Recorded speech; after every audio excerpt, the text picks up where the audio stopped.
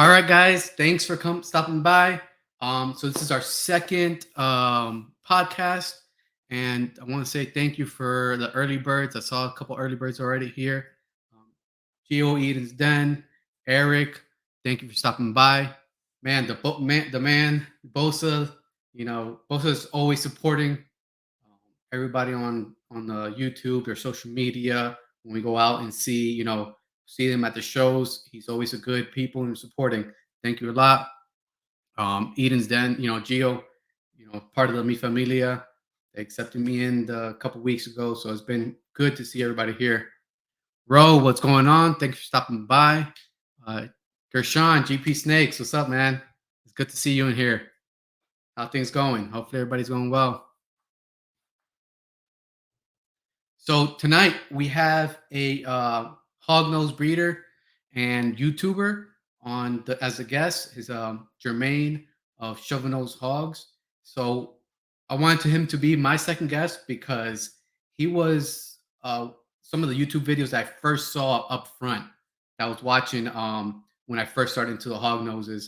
He covered a lot of good stuff about hognoses, the morphs.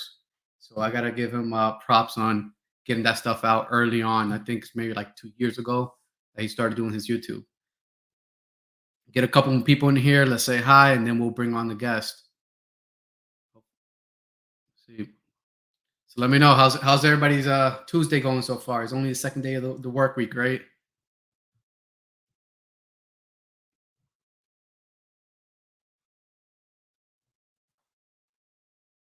BTR, what's going on? Blue Tongue Reptiles, what's up, man? Thanks for joining. It's good to see all these people that support me on Instagram and other social medias, and that I've had personal conversations with too at shows. BD, thank you for stopping by. Thank you. Bosa always dropping the links. Thanks, Bosa. You're the man. All right, guys. I'm gonna bring on the guest. So, let's get these likes up. Subscribe to the channel, hit the notification button, and do the same for.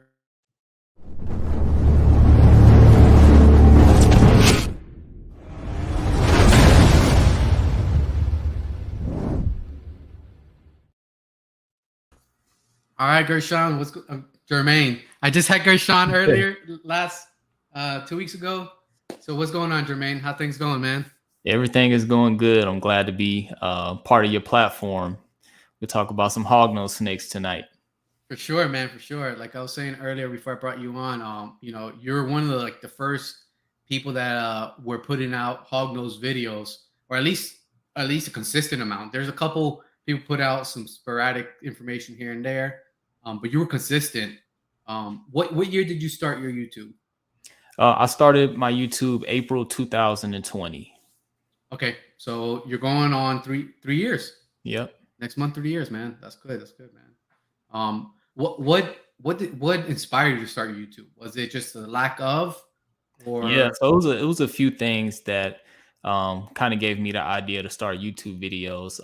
For one, I don't have cable. I really don't watch a lot of TV shows and movies and stuff. But I love YouTube. That's like everything that I watch on a daily basis comes from YouTube, and that's where I get a lot of my information from. So once I decided that I want to breed hognose snakes, the first place I went to look for information, what the morphs looks like, was YouTube. And I noticed that there was a lack of content.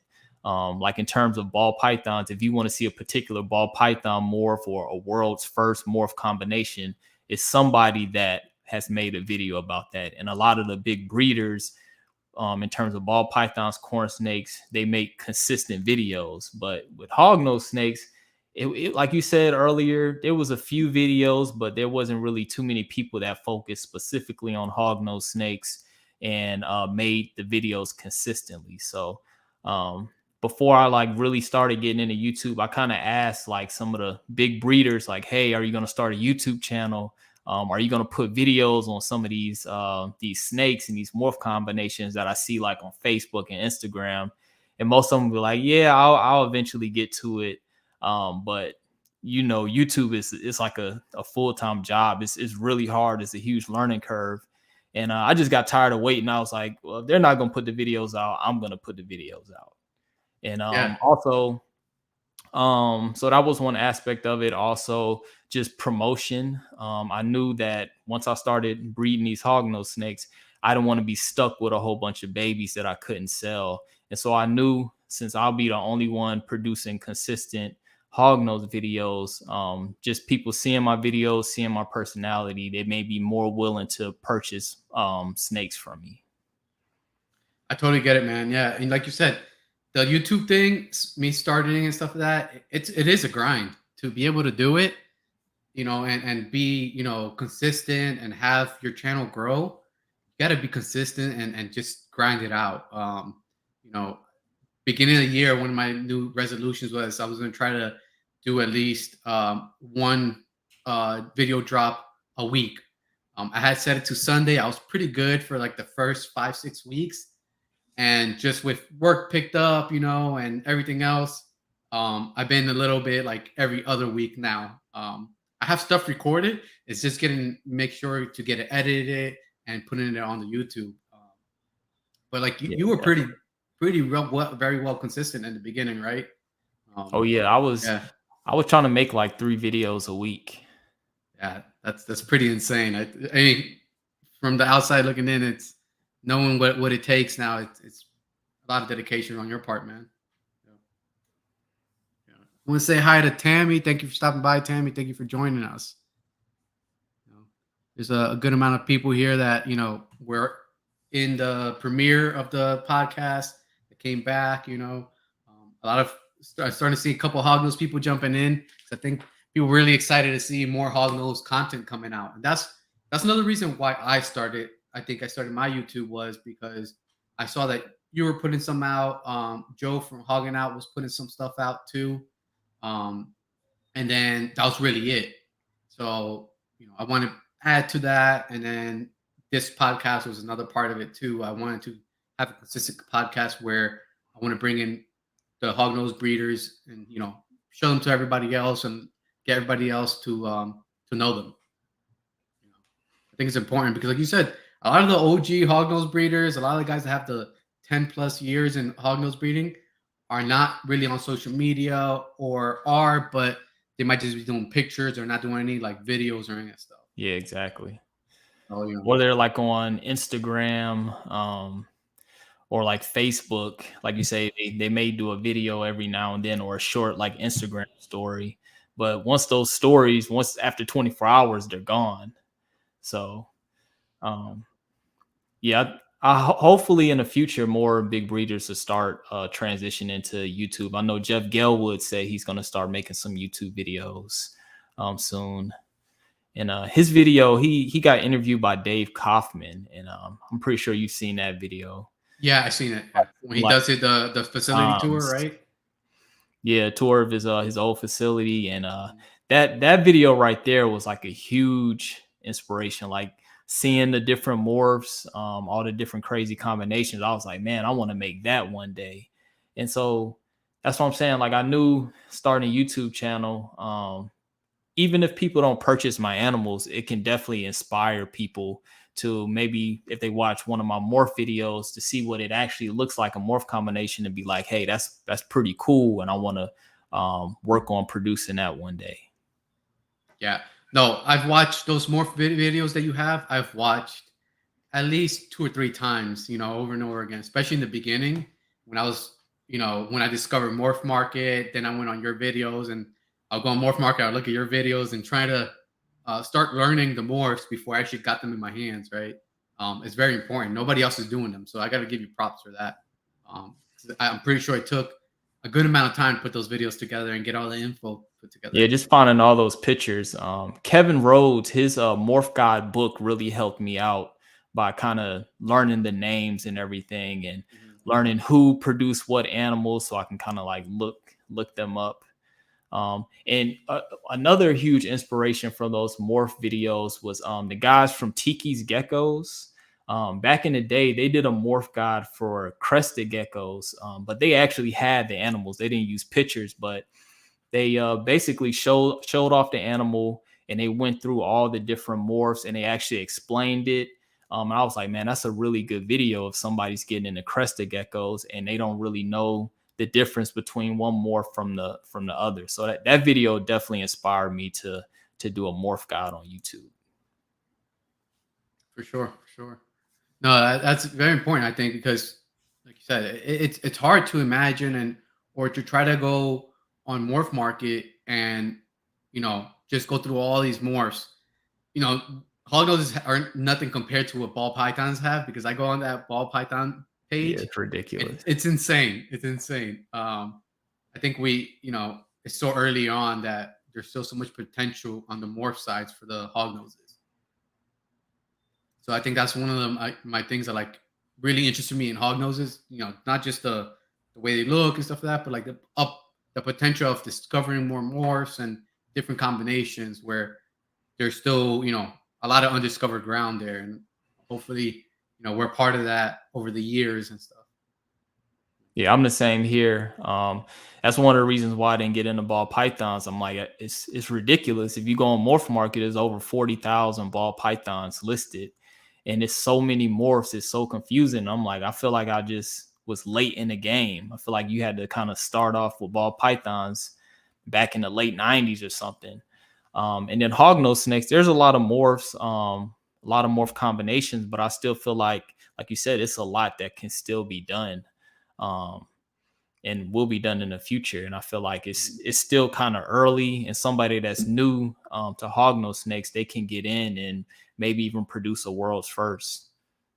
For sure, yeah, for sure, yeah. I definitely think that's you know a achievable goal for like people that 5 years or less, even maybe 3 years or less. If you buy the right animals and stuff, and you're able to, you could probably do get some world first or be within that year of the world first being created in the hognose. You know, so yeah. So my podcast is called Scale Success, and I call it that because it's a road to get to, and it's work to get to where you have gotten on your YouTube. I was looking at it earlier, and you currently have 4.5K subscribers on YouTube. So like I'm gonna touch base on that, like how did you get there, what it took to get there. But the first thing is like, what does because success means different things to different people. Like, what is success to you, either both in your personal life and then like in the reptile world? So my personal life success is being able to pay the bills and being able to provide for my family as best that I can. I have a 10-month-old son, so definitely making sure that he's in a position to live the best life that he can and make sure he has all the necessities that he needs, just to grow up without having to struggle and things like that. In terms of like the hognose snakes, to me, success is being able to fund the hobby, have my business like pay for itself. So like whatever the hognose snakes that I sell, being able to reinvest back into my business, whether it's buying more racks or buying new snakes, where I don't have to come out of my personal bank account. I can just keep everything in that bank account, and I can kind of do as I please. So if I sell a certain amount of snakes and I see a crazy morph combo that I want, I'm not taking money out of my personal bank account. So I'm not trying to, I already know I'm not going to get to a point where I'm doing this full time, but just being able to have a hobby that can sustain itself. In terms of YouTube, I don't really have high expectations for my YouTube channel. Like, I don't think I'll ever get to 100,000 subscribers. I'll never be as big as Reptile Discovery. I think that's with Emily and Ed. Snake Discovery. Snake Discovery, yeah. Yeah. Because I'm just focused on one thing, and that's hognose snakes, and that's all I'm really interested in. So basically, my goal is to reach people that are interested in a hognose snake. And my goal in terms of like subscribers, if I can get to 5,000 subscribers, I think that's more than enough for me. In terms of views, I don't really even look at my views and stuff like that. And a little bit of money that I do make off my YouTube videos, I just reinvest it back into the business. So my main goal is just to be consistent with making videos and putting out content. Yeah. Now, I think that's right there. Consistency is key in everything. Like either your personal life or the reptile stuff is consistency. Not giving up when it gets those roads. That steep hill is in front of you, and you gotta push it. And you're tired that day. And you gotta clean snakes, or you got a 10-month-old. My girls are already 7 and 12. So it's been a while since I've had to do baby stuff and stuff like that. Yeah. I have niece and nephew that are around that age, and I tell my wife, like, I'm so happy it's not us doing this right now because it's a lot of work. It's a Yeah. lot of work to. So definitely consistency. I want to say shout out Elias Creative Reptiles. Thank you for joining. Ozak, thanks for joining in. Head Hogs is another Hognose breeder. He always supports both of us. I already see him commenting and liking our stuff. Show Me Kitties. She's another Hognose. She has her first breeding season this year, like myself.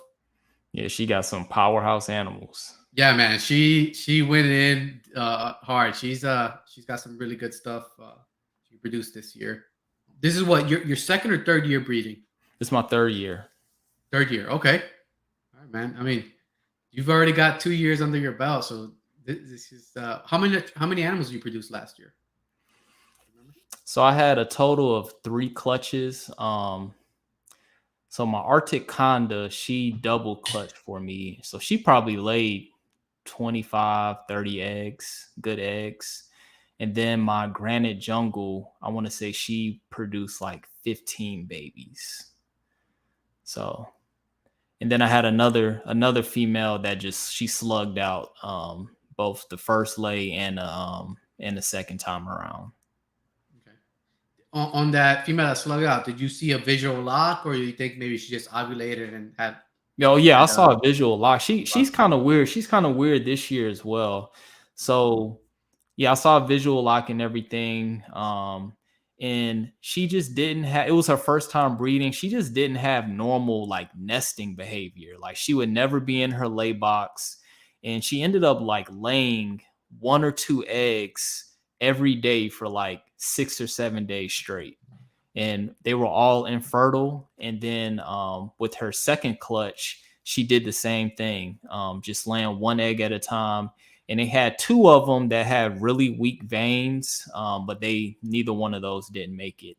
But she would lay the eggs on the sandy chip. She would lay it on top of the lay box. She never laid it in the lay box. So I don't know if it was just her first year.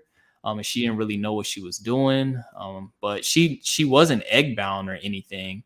She was just laying 1 egg at a time, which was weird for me. And this year I took her out of brumation, and she actually shed like 2 weeks after being out of brumation. And usually my females, they don't shed right after I take them out. They shed like when they're about to have a pre-lay shed.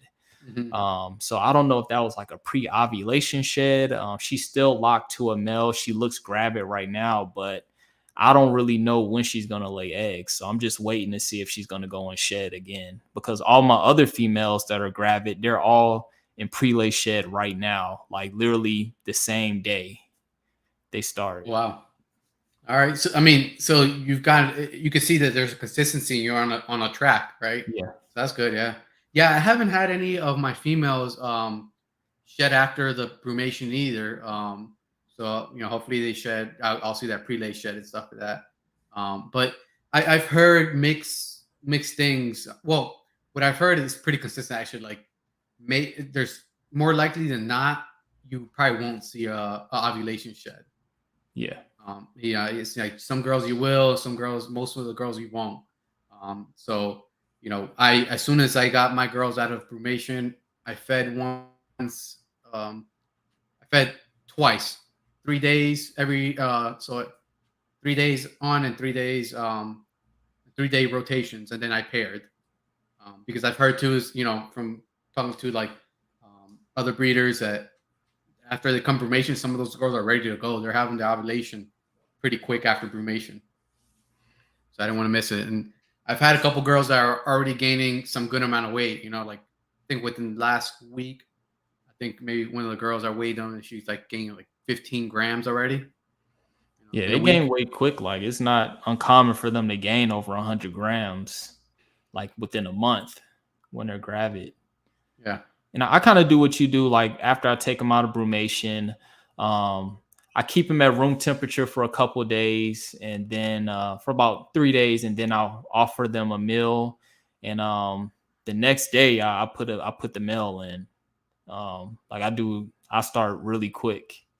I do like to feed my females first. I've never had any issues with any of my females attacking any males, but Mhm. I don't want to have that issue, even though eventually it's probably going to happen. For sure. Yeah. Yeah. Yeah. I was on a Discord the other day and they were talking about that. And it is a possibility, but it seems like more often than not is the females, if they're well fed, they're not trying to eat the males. um I've heard it, actually the females more often eating eggs than actually trying to eat the Yeah. males, right? um that's, I'm afraid of that because like I said, like yourself, I work during the day usually. I'm Hmm. out and stuff like that. I will hate, and it'll suck to have a female lay during the day and then come home to like Yeah. her got eating down her eggs and stuff like that. Yeah. I would come home on my lunch break. If I saw my female laying Yeah. eggs in the morning, I would rush home on my lunch break just to take those eggs out. No, And I've I think never dealt that's with that either. I've never dealt with a female eating her eggs, but I've only had 4 clutches in my life, so I don't really have a big sample size. I've heard a couple people say like female ate all the eggs or left one. I'm pretty sure you've heard the stories too. Yeah, I think I've heard them say too, like they're more often you know eating their eggs after like you disturb them, Hmm. um, because they think it's like a predator. They're a predator is trying to get to the egg, so they might as well eat them than get the predator to eat them and stuff like that. So, Yeah, and it's so hard not to disturb them when they're laying eggs, 100%, especially man. when you're trying to shoot content, trying to shoot video of them. But one thing I do is I use like a just like a Tupperware container that I get from, I want to say Target, but I don't close the lid, like the top lid. I just kind of lay the lid on top of it. So when I do peek in, I don't snap it open. I just kind of gently open it and check on her. Okay, yeah. So I got what's it called? The the clear tops, like the transparent tops, so you Hmm. can see through them. So you don't have to pop them open and stuff like that. So Okay. hopefully that works enough where I can see. I mean, it's still like those red Tupperware containers. They're just little see through. So hopefully that's enough where I can see. I don't have to pop it open. But Yeah. like you said, you're gonna do it. It's hard not to, right? Yeah. So, yeah. I want to say hi to Nate from Miracle Hogs, another hognose breeder. Yeah, thanks, Nate, man. This is the second episode. So I've had Germaine Gershon of GP Snakes, which he had me on his YouTube.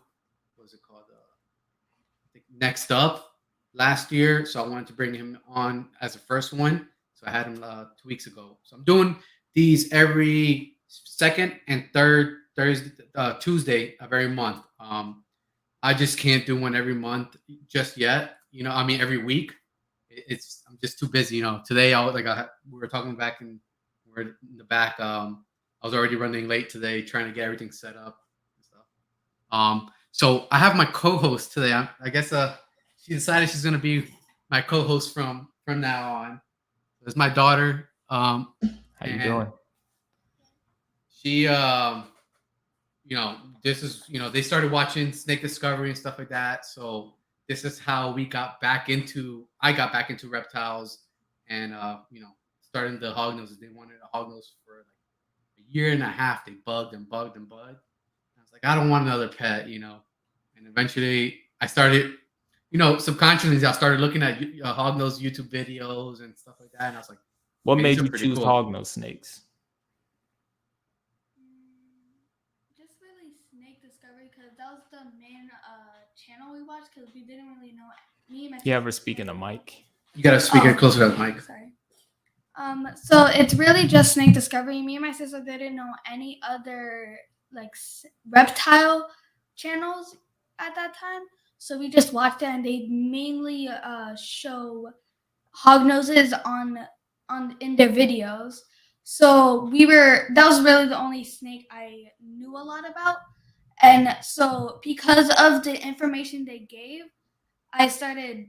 Me and Ava started bugging my dad about it, and then eventually he let us get the hognose snake. No. So I think they're pretty cool animals. They're the morphs are very distinct.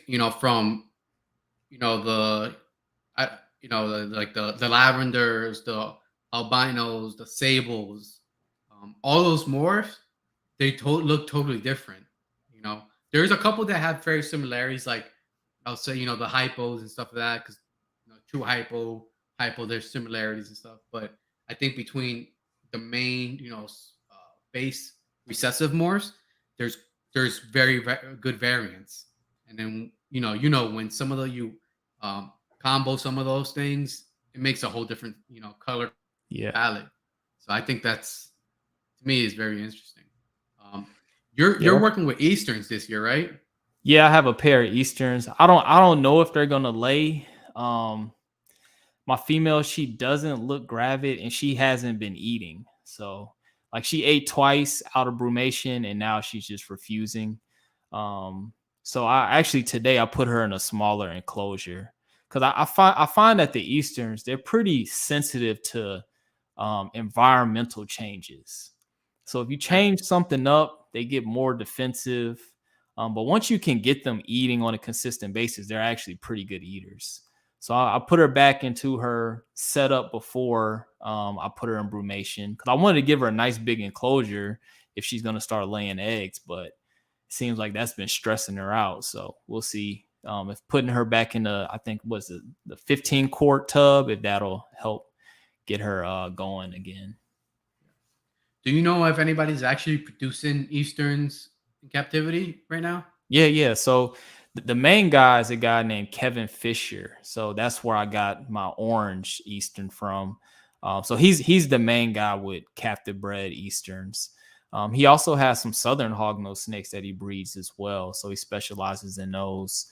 But yeah, other than that, it's not too many people that breed the Easterns, and a lot of times people will breed Easterns, but they'll sell them. Like I saw not last Daytona, but the Daytona before, a guy he had some Easterns, but they were still on toads, so he didn't transition them over to mice. So there's not that many people that actually put the time in to transition them over to mice. I have your Instagram up. I'm gonna share so people can see. So this is your melanistic, right? Yep. Eastern, right? So they look very similar to the hognoses, but what's the main differences since you're working with them? What is the main differences you can tell between them? So one of the main differences is they can hood up a lot more than the Western hog noses. Their face is a little different. Their nose isn't as upright. Um and then like their pattern and their color, like the melanistic one, he started out gray. And then over the course of like 2 years, he just basically turned black. Also, their tails are different, so it's not as easy to sex them like the Western hognose snakes. Like to me, I don't really have that good of an eye for sexing the Eastern hognoses. My male and female almost look identical to me when I look at their tails. So I actually sent off my orange one. I sent off her shed just to make sure she's a female, to confirm that. But yeah, they're definitely different. In terms of like attitude, my melanistic is pretty calm. He's chill. He doesn't bluff strike or anything. But the orange one, man, she gets fired up. So she'll flatten out her neck and she kind of does this sideways thing where she bluff strikes. It's pretty cool. And I'm not really sure about the morphs. I've seen some albino Easterns. They do exist. There are somebody that have an albino Eastern. But other than that, I'm not really sure. You can't really find much about it. Like even pairing this melanistic to this orange, I'm not sure what color the babies are going to be. So it's like that's what's exciting to me, seeing what they're going to look like. So I was going to ask you that is there a what's the offspring going to look like? Yeah, I have no idea. So the orange are they recessive traits? Do you know? I don't think so. I think You it's don't just think like so? like a locality. Locality. Okay. That's really interesting. Yeah, man. Yeah, the I only know what recessive that I know of is the albino. Okay. I'm interested to see. I'm hoping you get these eggs, man, because I want to see what they're what comes out of them and stuff. Yeah, I'm gonna bring my orange one. I'm gonna bring her to Daytona so people can see them. Okay, See cool. her. Yeah. So you were saying before that you're trying to get a table at Daytona, right? Yeah. Yeah. Okay. Yep. I sent off all the paperwork and all the money and stuff like that. So hopefully I vend this year at Daytona. It'll be my first time ever vending. Okay. So that'll be Man, pretty that's exciting. that's a pretty big leap, from first time vending to do Daytona. That's pretty good though. You haven't done any of the local shows near you or anything. No, I go to them all, but yeah, I've never vend. And so yeah, I'm hopefully I have a whole bunch of babies to bring. I'm gonna bring some of my holdbacks, some of my lemon ghost stuff, especially the ones that I produced this past year, the outcross. Cause I got one female poster. She's like a brown lemon ghost woman. She's like brown saddles, but a yellow background. It's real hard. It's really hard for me to get like an accurate picture of her, but she's different than like the pure lemon ghost woman. You have Hopefully that I can produce on your some more Instagram? like that. What were you saying? Do you have that on your Instagram? Yeah. Let me see. I could share it real quick here so people can get a idea of what you're talking about. Is it this one? No, that's actually one of the babies. He's not really a Woma, but he's like this cool yellow color, and you can see some of the blushings on his saddles. Okay. He's the yellowest one that I have. But yeah, he's a cool one as well. I would have held him back, but I got a male Woma that looks pretty cool. Nice. Yeah. This one here is. So you can see the one. See, that one is my pure lemon ghost Woma I got from Jeff Gelwood. Mm-hmm. The next one over is the brown one, which is the outcross. Yeah, that's really nice. Oh, yeah. So yeah, I produced her. I bred. I got my male pure lemon ghost Woma I got from Jeff Gelwood, and I bred him to my Granite Jungle female produced by Kevin Rhodes. And the Granite Jungle is I want to say that's the second, like a F2 or F3 from a wild caught animal that Kevin Rhodes had, and she's like really, really yellow. She's way more yellow than my pure lemon ghost Woma. So I'm pretty surprised that I got like some brown Womas out of that. I was expecting just yellow snakes. I had no idea they were gonna pass on that pattern, that Woma pattern. And I was completely shocked. Yeah. No, and that's for people that don't know the lemon ghost and the Womas, they're all line bred traits. So it's you being only your third year. How long have you been keeping Hognose so far? It's 3 years. 3 years. Okay, so like keeping Hognose 3 years to have some kind of this stuff and producing his line bred traits, it's pretty impressive too, because I don't not too many people are working with these line bred traits or mixing them together. There's only a handful, I think, of people that are actually taking the time to produce these animals. Yeah, Jeff Gelwood for a long time wouldn't release them. And so whenever he would post it, I would pick him up. Like the male, as soon as I saw it posted, paid him. The female that I have, as soon as he posted, because once I saw a picture of the lemon ghost Woma and the spiders, I was like, I have to have that. Like that's my favorite morph. I have to have it, and I want to produce them. So that's really what I want to focus on in the future, finding ways to make that better. Whether it's to make them more yellow, to get some brown ones, or incorporate that into recessive genes. But I just love that pattern, the banding with the the blushing on the saddles. It makes a really unique hog nose. Okay. So since we're on the morph and combos conversation, then I was gonna ask you a quick question. What morph or combo are most exciting about producing this year? I could barely hear. Could she repeat So that? Okay. you gotta speak up. You gotta speak up. So what morphs are you or like combo that you are most excited for producing this year?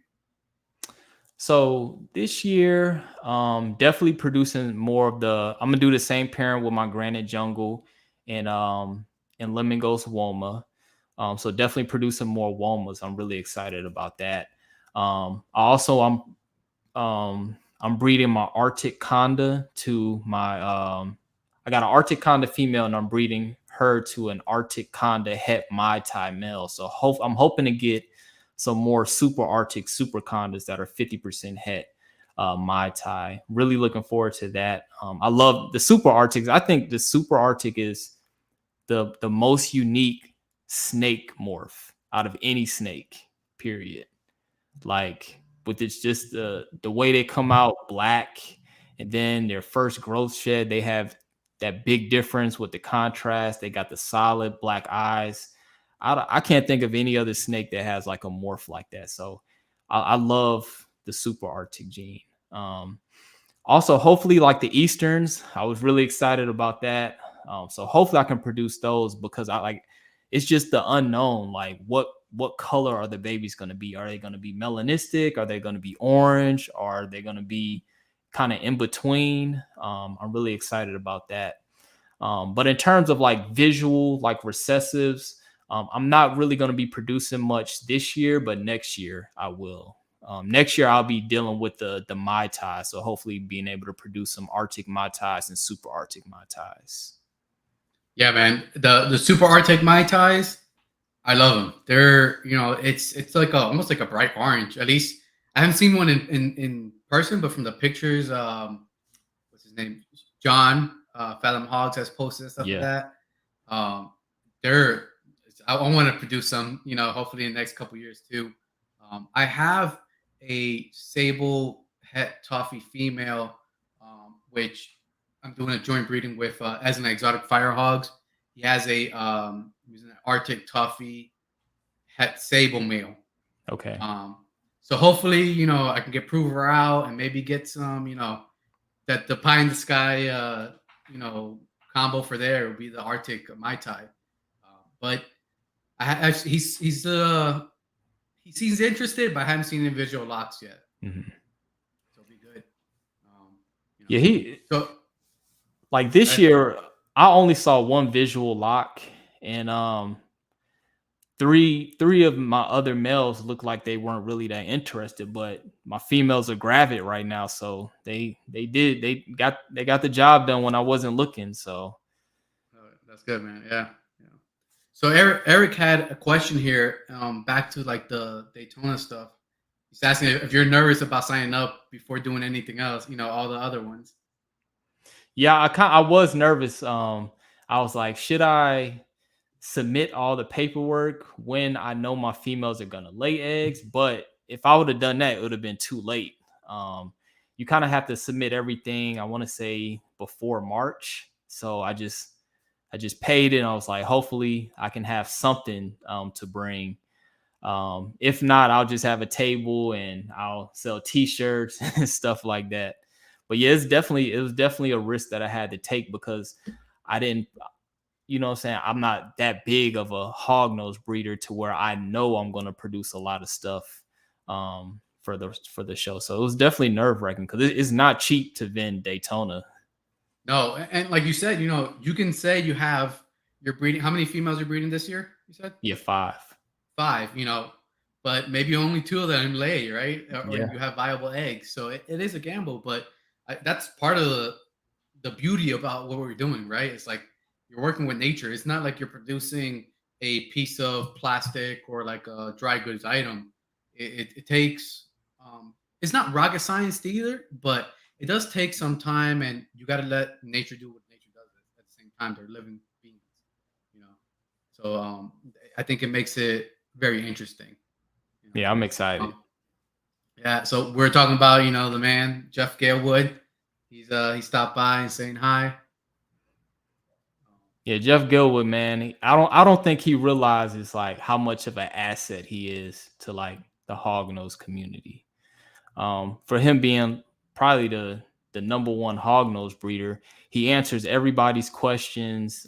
He's easily accessible. He's always posting on social media, and that means a lot to people because like a lot of the top guys in other industries, not just like reptiles, you may send them a message, you'll never reach out to them, but knowing that the top guy will actually respond to anybody, it doesn't matter what the question is, he's there to help. That means like a lot to the community, and he's way more helpful than I think he realizes he is. Yeah, yeah. And he's been doing it for a very long time. Since he was really young as a teenager and stuff. So, like I said, I think he's even just recently coming into the hognose world and stuff like that. He's one of the first people that also pop up when you start researching ShovelNose Hogs. So he's done a really good job, not just producing these great animals and the quality he has done, but staying in touch, like you said, and staying in touch with everybody in the industry. I think that's very important. The world we live in now is like having the social media presence, the customer service that he does have. So I've bought a couple hog noses from him, and like you said, you message him and he responds. It's not like you're waiting a week to hear from him. Usually, within like 24 hours, you got a response from him. And if a couple people don't, you have your Discord too that you promote through your YouTube channel, your social media. Jeff has one that started a while ago, and he does a lot of good information as well there. So for everybody that's here, you guys gonna get early announcement. So I do have Jeff gonna be a guest on here on the podcast. I don't remember exact date, but he will be on here. So make sure you guys are paying attention to the posts we start doing and announcing. We have a couple guests already lined up for this year, and we have some good reptile people, breeders, social media people within the reptile hobby that are going to be part of the guest here. Going back to like the success stories and stuff like that. What are you? Do you have any current goals that you're currently pursuing? Both personal and within the hognose. Definitely one of my biggest goals is to vend a reptile expo. That's one of the things that I wanted to do once I started out. Just being on the other side of a reptile expo instead of just being like a customer walking around. I want to be on the other side. I want to be able to talk to people, show off my animals, and even like educate. Like I said, at Daytona, I'm gonna bring some like holdback stuff that people may not see too much, like especially like the lemon ghost woma stuff. I didn't see really any of them in Daytonas that I've been to. I know Aaron and Andrew from Ectotherm, they usually have some, but other than them, they don't really have too many. And then like with the Easterns, you hardly ever see Easterns at a show. So definitely bringing those just so people can see, interact with them and see how cool of animals they are. So yeah, definitely vending a show. That's my number one goal. Also, just producing some more babies, especially like with the lemon ghost stuff. That's my favorite project right there, and finding ways to improve upon that. Nice. Yeah. Have you thought about getting into Southerns or tricolors? I'm not interested in the tricolors. I don't know. It's just they don't really do it for me, and they produce so many eggs, and I think that would kind of overwhelm me. I have thought about getting into Southern hognose snakes. Like the guy that I said I bought my orange Eastern from, Kevin Fisher, he produces Southerns, but I'm not really sure of the market for that. And like if I get like a male, I'm not sure if I'll be able to get a female or vice versa. So I kind of steered away from the Southerns. Yeah, I like the Southerns. Just seeing like almost like the Easterns with the orange phase and stuff like that. They have some pretty good, nice coloring on them. Just the wild colors, wild type colors. So I'm interested. Like you said, I just haven't dove into that project. For the next at least the next 2 years, I'm gonna whatever I'm producing this year, and I sell and stuff like that. Just reinvest and buy more hog noses and stuff. For at least give it a good 2 more years of building up my collection and stuff. So earlier you said that you don't have, or you won't think you'll be able to do this full time. What if you got to be able to do it full time? Would you do it? I don't know. That's a good question because I feel like I like it being a hobby. To where I have a full-time job that pays the bills. Like you say, these are animals, they're unpredictable. Anything can happen. And if you're relying solely on these snakes to pay all your bills, that's kind of scary. And then I don't know if I can handle like taking care of 500 to 1,000 baby hognose snakes and just that day-to-day grind of cleaning and watering and trying to get them to eat and buying thousands of mice. To me, I think it would take the fun out of it, and I would get overwhelmed. So I kind of like where I'm at, where breeding maybe 5 females a year. Even though with 5 females, you can produce a whole bunch of babies, but I still think it's manageable. Since this will be my 3rd year, got some tricks up my sleeves to get the babies to eat, but I kind of just wanted to keep it as a hobby. Okay. How about you? So I would like to do it full time. I know it's gonna take time and work and stuff like that. But I would like to have full time. I have like plans. I currently have a project management business that we do home remodels, stuff like that. Work with general contractors. So that business is good and it brings in money and stuff like that. But it's not my passion. And I think finding these hog noses from being younger and wanting to work with animals when I was younger has definitely lit that fire of the passions with animals and working with that. So if I could, I will. But back to what you're saying, like being 100% just hog noses. My One of my goals within the next 2 years is to rental properties to have some other income coming in as well, where I Okay. have two, and if I have that set up, I feel more comfortable to be able to take the dive and you know doing the reptile stuff full time. Would you just do hognose snakes, or would you branch out to other snake um species? I will probably branch out, maybe not, maybe other snakes, maybe lizards. Okay. I've been really interested in some like tree monitors and what's it called, skinks, the monkey tail skink. It's one of my favorites right now. So those are pretty cool, and not too many people are producing them as well. So I think maybe hog noses and tricolors. I want to do some tricolors. Like you said, they do produce a lot of eggs, so that helps if you're doing it full time. But definitely other lizards and stuff like that. Yeah. Yeah, I can't do the lizards, man. I don't. The No. crickets. Like I hate going to PetSmart. Like I had a leopard gecko, and just going to PetSmart every other day for crickets, and it'll eat mealworms sometimes, but then want crickets, and that was just a headache for me. Yeah. So we got a bearded dragon, and what are you gonna say? You want to say it? Here, speak into the mic. When was it that we got? Last Daytona. Oh, so last Daytona we got a bearded dragon for my mom, and we saw that he wasn't interested in crickets. So then we did change to a roach. What was the roach again?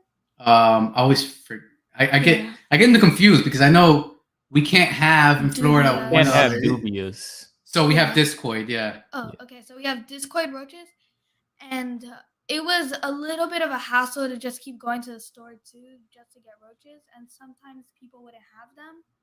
So we bought, not that we bought, but we were given a colony of roaches. So we breed the roaches now. for our bearded dragon. Okay. Yeah, my girlfriend would not let me have roaches in the house. Well, That's you another know, thing. yeah. So my wife actually fell in love with this bearded dragon at Daytona last year, and she bought it. It was, maybe like it was like maybe like 3-4 week old hatchling. Size of my hand. Yeah. And I told her, I was like, hey, because she's afraid of roaches, crickets, bugs in general, right? Water bugs especially. I go, they eat bugs, so you're gonna buy this thing, you gotta feed it bugs.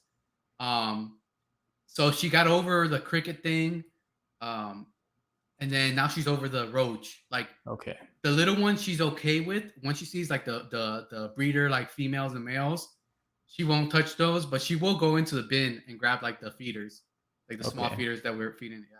I remember a funny thing she said. When we were talking to her about that, she said we can't just feed it freeze dried bugs. Oh yeah. Because even though you could feed it them, it's not as good as a protein based food for them as when it's live and healthy. Like it's still eating and being like fed food where it can create more nutrients than before. Yeah, I mean, and like just like feeding mice to our snakes and stuff like that. Like where you get them from is very important because you can get really good feeders and really bad feeders. And I've had both.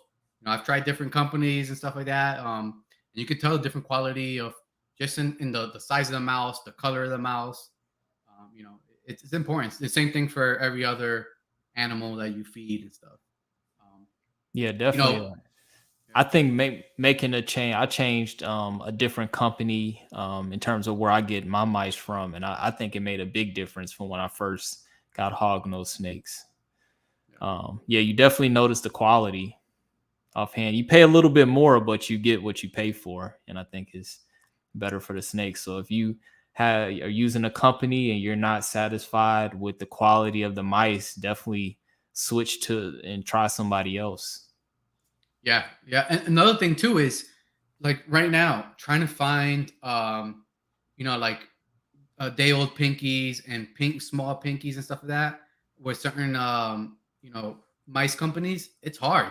Yeah. You gotta try to get a little bit from here, try to get a little bit from there.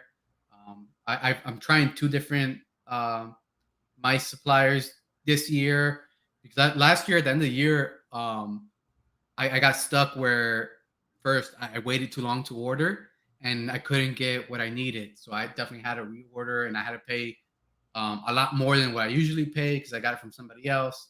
It was a hassle. But yeah. I'm gonna take a quick second. Bosa is always dropping these links and stuff like that. Make sure to go and support US Arc. I have it in the link description. The link in the description below on this video. US Arc Florida.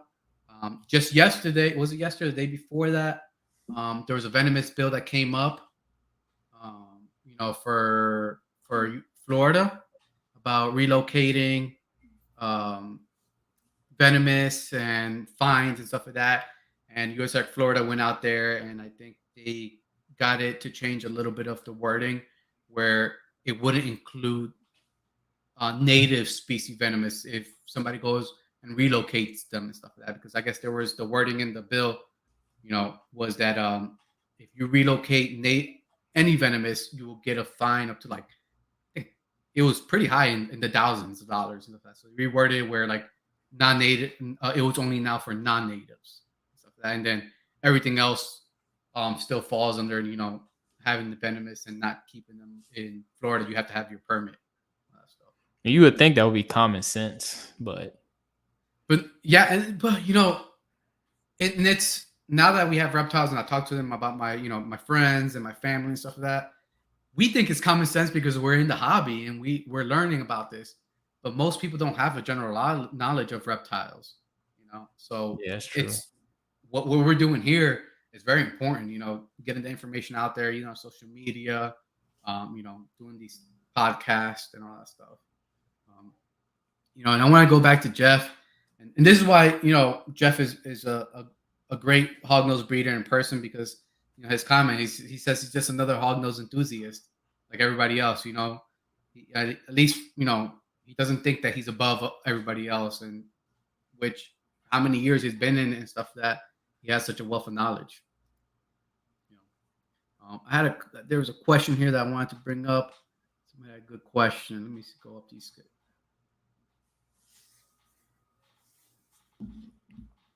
So somebody had asked. Okay, here we go. Nick, Eric, did you change anything from last breeding season to this breeding season? The one thing I changed, well, I changed two things in terms of brumation. I brumated a little colder. So last year I brumated at 50 degrees. Last year I did 55. This year I did 50 degrees.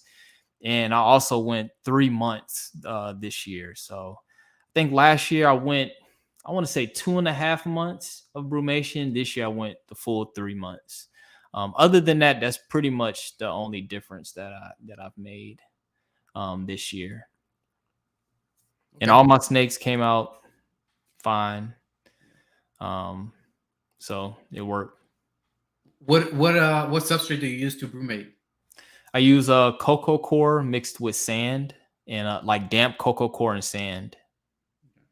And are you using a fridge or are you using a wine cooler to cool them down? Yeah, a wine cooler, just right behind me. Okay.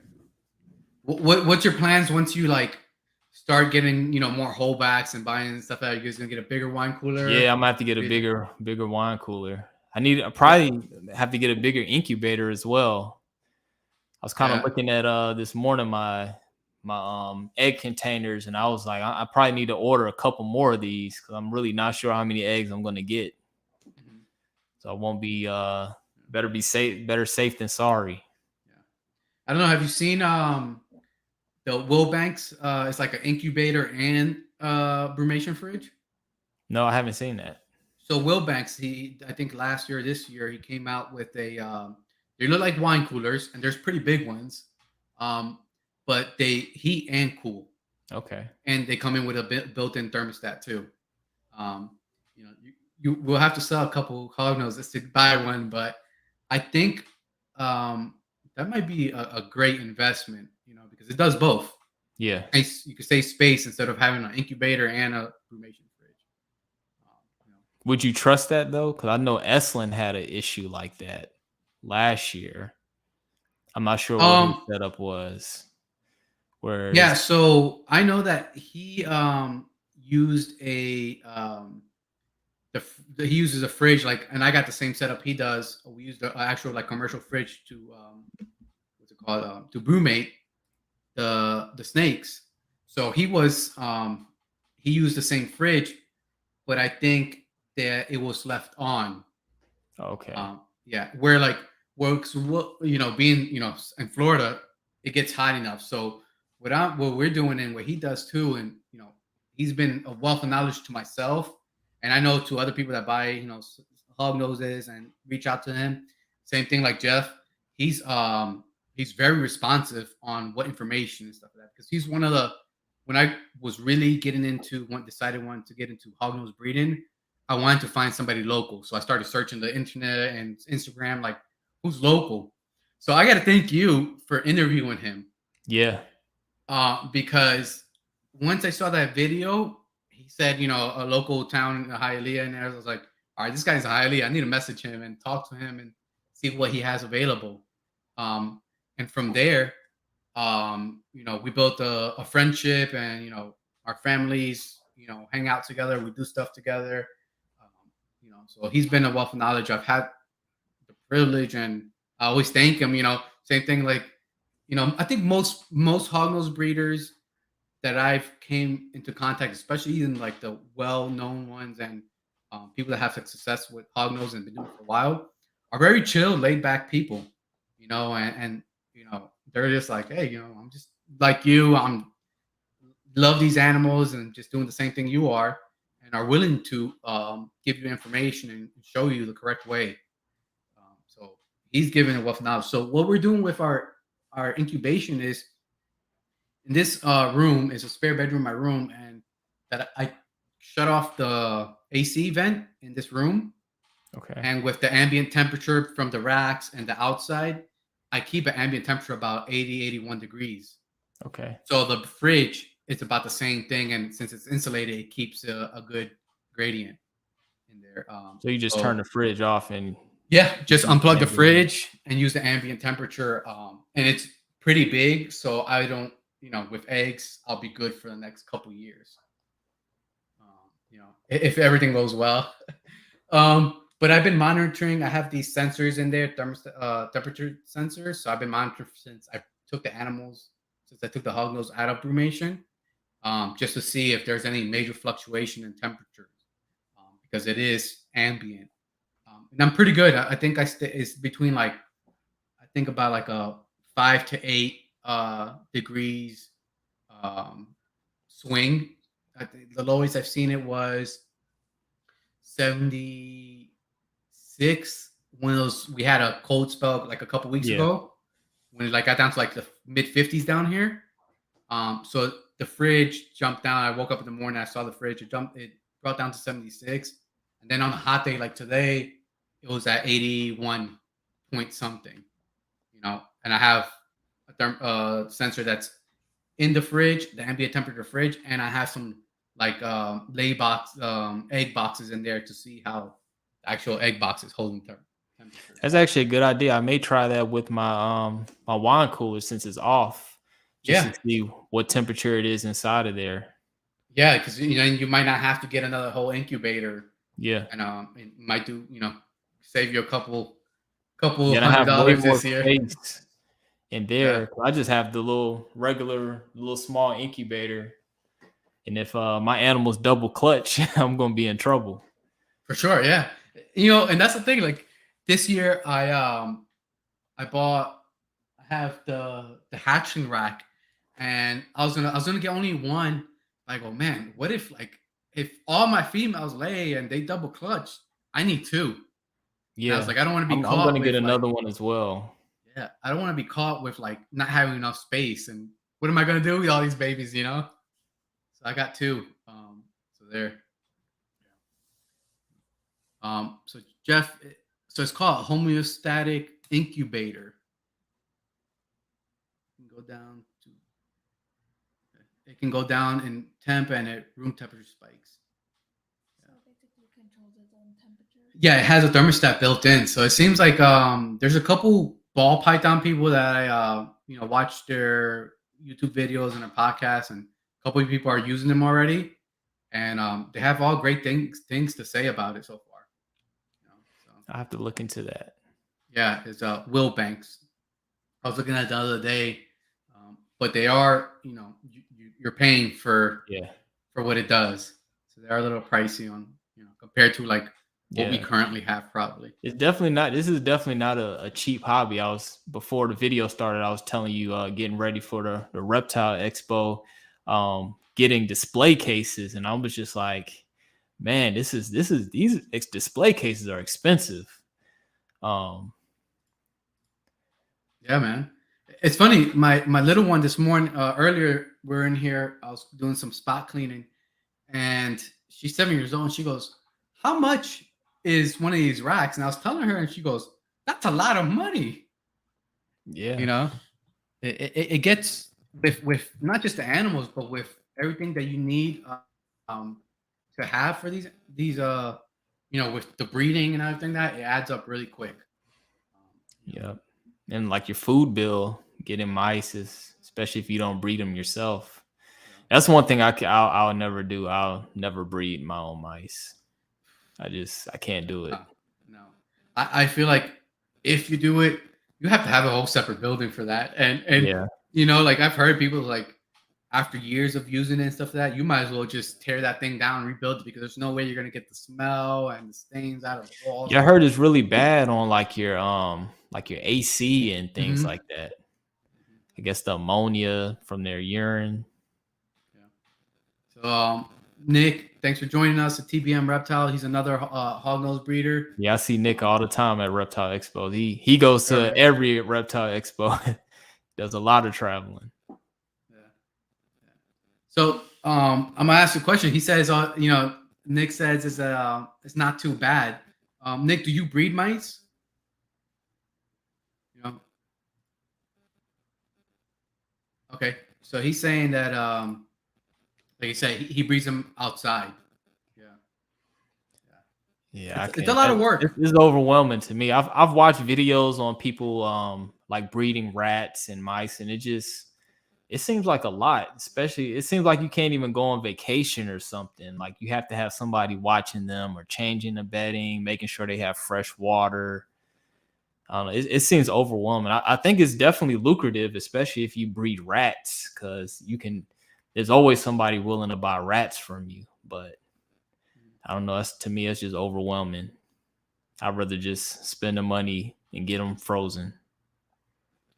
Yeah. So I guess Nick says that he does rats, ASFs, and mice. Yeah. And I heard the mice are harder than rats. Same thing. That's what the general consensus. I think people say that mice is definitely a lot more work, and the smell and everything else is worse than the rats. And then from ball python breeders and stuff like that, and people that do breed their food say that then ASFs is a lot easier than the mice, than the rats. You know, but ASFs, I think you can get them down to a pretty small size. So I wonder if the hognoses will do eat ASFs. I think you can do like Yeah. Yeah, no, I think Jeff, I remember in the Discord said that he's fed his hognose snakes, the African soft furs without any issues. yeah. I think you're right. Yeah, yeah, for sure.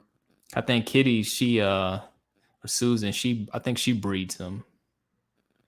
She was. I think she was breeding them last year, and she was doing some sales and stuff like that. And correct us if we're wrong, Susan. But I think she stopped now because it was not to be able to sell. I think she's still breeding for her own collection, for her own feeding snakes. But I think she stopped actually like selling some out to the public and stuff like that. But yeah, look at Jeff says mouse piss is terrible. My back room is mouse piss central.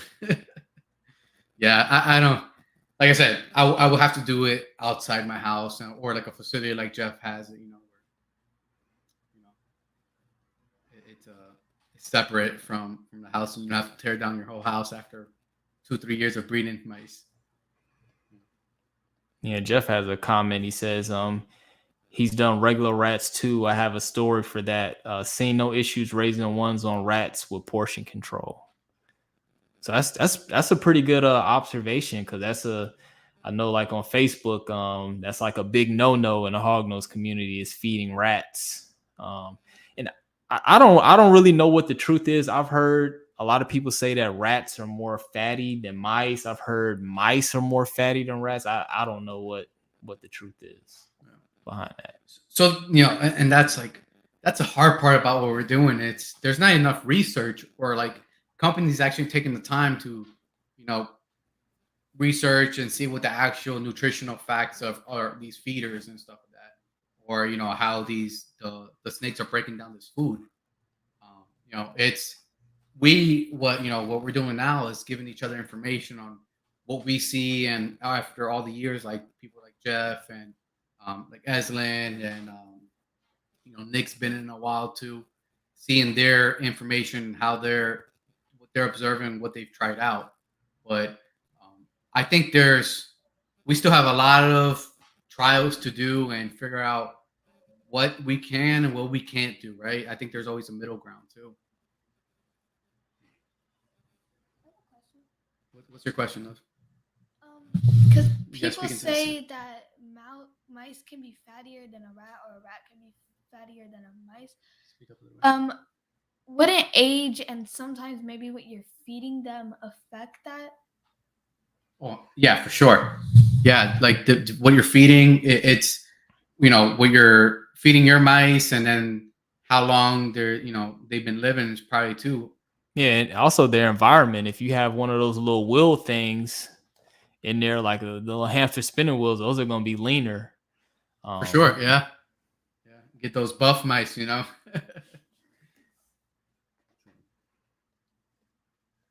But I do like that hognoses can live their whole life on mice, because it's convenient, and mice are way cheaper than rats. That's another reason why I chose hognose snakes, because rats are expensive. Yeah, for sure, man. I was looking at, when I go and buy my frozen mice and stuff, I'll go and look and see how much rats are, and I couldn't imagine, paying the amount of people do for the rats, but like you said, that's another option for same for myself. Another option where I said, okay, let's get more hog noses, let's breed them, because at least that price, I can sustain without for the first couple years without having to, without when I'm not producing these animals yet. And you know, one thing I had mentioned before was like, you know, not overextending yourself. Yeah, you can buy. Maybe you have the money to buy 20 hog noses, but do you have the money and the time to sustain them for the next so many years, right? Food, substrate, racks, all that stuff adds up really, really fast. Yeah, I would not recommend somebody that's new to hognose snakes to buy 20 at one time, or to like try to breed a bunch of females your first season. I was fortunate enough, my first year, I kind of planned it like this, where my first year breeding, I only had one gravid female. So the first clutch, she slugged out and I had that issue. Then she double clutched, and I had like 7 good eggs. So it was easy to manage 7 babies and kind of get the experience on getting them to eat and everything like that. And then the next year produce more. And then this year I'm going to produce more. So like with that experience of starting kind of small, now I'm more confident that I can handle more of a load. But if I started out with like 6 gravid females and you got 20% of them not eating, that's going to make you not even want to continue dealing with hognose snakes. For sure, yeah. And then with the price of everything, getting burnt out early, right? Like, that's a very thin line you can cross really fast. And like I said, so I have like the time where I can manage my own schedules and stuff like that, where I can deal with these snakes. And usually I'm home usually till 9 o'clock every morning, 9, 10 o'clock, and then I'll head out to my projects and stuff like that. So that's very important, to talk about. So Jeff, back to like the feeding. He said so he had a female that bred for him for 12 consecutive years and lived up to 17 years old. And 50% of what he fed it was pink rat pinks. So do you feed your hog noses anything other than mice? Do you supplement with any other type of feeders? Well, I tried Reptilinks. I ended up losing all my Reptilinks that I had just bought with the hurricane that had hit us. And then like I lost power for 9 days, so I had to throw all that out. But the thing about Reptilinks, I think if your hognose snakes will eat Reptilinks, I think that's definitely a good way to like add variety to their diet. But I only have like 3 hognoses that would eat Reptilinks. Even one of my Easterns won't eat Reptilinks, so I'm kind of stuck with just using mice. Like I would like to vary the diet more, but they're just so used to eating mice. That's just what I'm gonna continue feeding them. Yeah, I think I have maybe like 4 of my females, adult females, eat Reptilinks, but they eat anything, right? Like those. And then most of my males won't take Reptilink. But I think so. What I've noticed, there's the Reptilink, the micros. They're like, they're not in the casing. They break up apart really easily. And I don't have good success with that ones. The ones that are in the casing, or maybe it's just the females, because the ones that are in the casing are a little bigger, so I feed those to my females. They'll eat those a lot easier. Yeah, the ones that are the larger ones that are in the casings are a lot easier to deal with too. The little ones are a pain. They get stuck to your bedding. They fall apart when you're trying to hold them with tongs. For sure. But I did start off my melanistic Eastern on those Reptile links, so it worked for him. But Okay, and then you moved it over to mice. mm-hmm. Cool, cool. Yeah. Say hi to Billy. Thanks for joining in, Billy. Thanks for stopping by, man. Levi FTO Reptiles. They have a podcast. He has a podcast with Chris. It's called Sex and Flexin'. So they have it's a pretty good podcast. So take a time and subscribe and stuff like that. They do.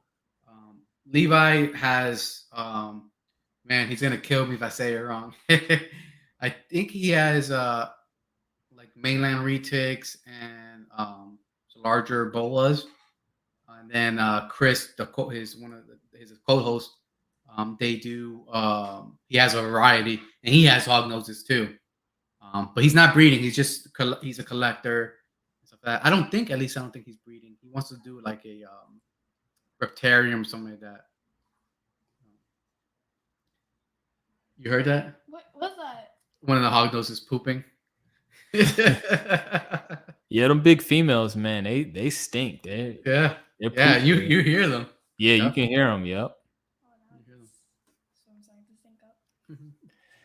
Yeah, I see Head Hogs. He says he wants to breed toads and gut load the food. I thought about that too. I was like, man, somebody needs to breed toads and frogs to just sell to people with hognose snakes or Eastern hognose snakes. I'm not sure how hard that is to do. Yeah. But they would get business. I think so, but like trying to figure out how do you do it? Do you freeze them? It's I think just like man, because you have frog breeders. Yeah, you do have frog breeders. So the owner of Reptile Link, somebody had him on their podcast recently or did an interview. I forgot who it was, and I watched it, and it took him I think he did like 5 years of like just trial and error and researching on his own animals before he even released it to the public. That's a little more different because he's got to combine different things. But I guess trying to figure out what's going to be the best way to mass produce the frogs or like preserve them. Actually, that's what I think the hard part is going to be. Yeah.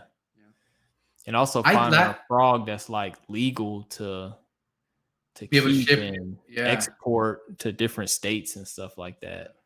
That's like not because you're gonna get obviously a native frog, so you got to be careful with different state laws and stuff. I think that's another issue right there.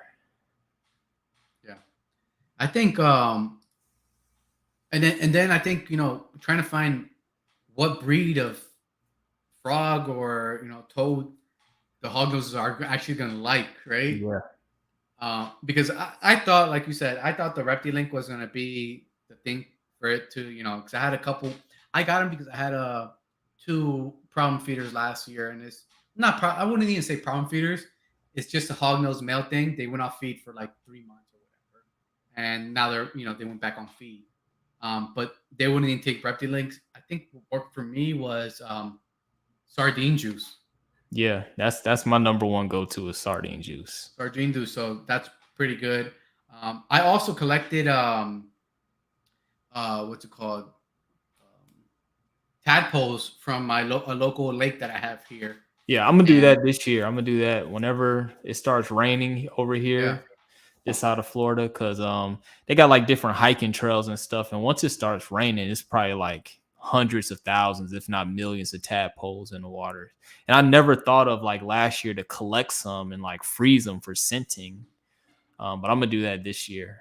Yeah, I did it last year. I didn't collect enough. And same thing. Some work, sometimes it worked, sometimes it didn't. But I think having that, like, if you're gonna breed and you're gonna have the quantity of hognoses, it's good to have all that stuff ready in your arsenal. Try to get some of these animals back on feed, or even to start off, especially with the producing babies. Yeah, trying to start them off and stuff like that. Eric has another question. He said he's seen calcium on your feeders, on some of your videos. How often do you do that? So right now, my adult females that are developing eggs, I've been feeding. I feed them every 4 days, and I add calcium and multivitamins every feeding. For my babies and subadults, probably like once or twice a month. I probably should add more calcium to like my pinkies for my babies, but I find that sometimes they just won't eat it with calcium on there. So I kind of wait until they're more of an established eater to when I start adding calcium. Yeah, so same thing. For my adults, since they're eating basically once a week, I do vitamin calcium every feeding. To me, it's such uh, was a gap between each meal where I don't to logically thinking about the dosage and the instructions aren't really going to overload them on the calcium. That's my opinion on like reading the instructions and reading a couple of different things and talking to different people. But the babies, if they're one of the like the smaller hog noses that will take the pinky with calcium, I do every couple feedings. Um, but there is some of those, like you said, that they'll eat the pinky, or the mice without anything. And if you do give them a, with calcium or vitamin, they won't eat it. And I've tried, try to give them first with calcium and they won't eat it, and then present them without and they will. So it's interesting. Um, I think knowing and it's crazy to say, knowing every individual snake that you have in your collection is important.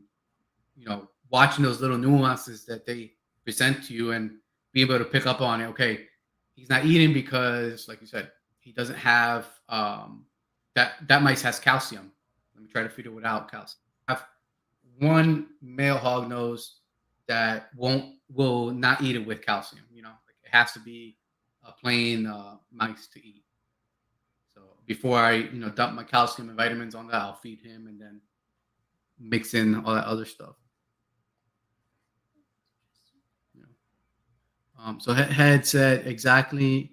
I guess we were talking about exactly not poisons to hogs. So that's another thing too. Frogs, yeah, they could be toxic. Yeah. Certain species and stuff like that. That's very important. Billy, if frozen, I don't think the law affects that. Okay. Yeah. Because once they're frozen, they can't really harm. Yeah, if they're frozen, they can't reproduce. They can't, they're just animals. I mean, they're just, I guess, feeders at that point. This is great. I guess Billy's saying chicken blood from chicken hearts have extremely success for me. I don't know where to get chicken hearts from. I've never seen that in a grocery store. If you go to like your small like Latin or like your ethnic supermarkets, they have it. Okay. Down here in South Florida, we have like there's Presidente, and there's one more. What's the other one? Sedanos. And either or will have them. And I did the same thing last year. I tried it out. It didn't work for me, but like I said, you just got to try what works. TBM reptiles. What temps are you keeping? Are you guys keeping your hogs? The ambient temp, hot spots? Do you guys mess with the light cycle at all? You want to answer it first, and then I'll answer it. I keep my snakes in the low 80s. I've never used a temp gun. Like I use like I got all my snake racks have belly heat. And so I keep it at like 84. I'm pretty sure it's cooler than that inside the tubs. And that's where I keep mine at. Ambient temperature, I keep my house at like 73. And in terms of light cycle, I kind of just use the natural light. Like I have blinds in my snake room, so I just keep the blinds open. And so, but in terms of like brumation, like I cover my wine cooler with like a towel to make sure it's pitch black. But I just kind of use the natural light cycles. Yeah, for myself, same thing. I keep my hog noses, especially my adult females, mid 80s. The males, while breeding, like breeding season, they're a little lower on the temperature, lower 80s. Just from talking to people and stuff like that. other hognose breeders not putting too much high heat on them, so they won't sit on the heat so much and burn up their sperm and stuff like that. Trying to keep their fertility up.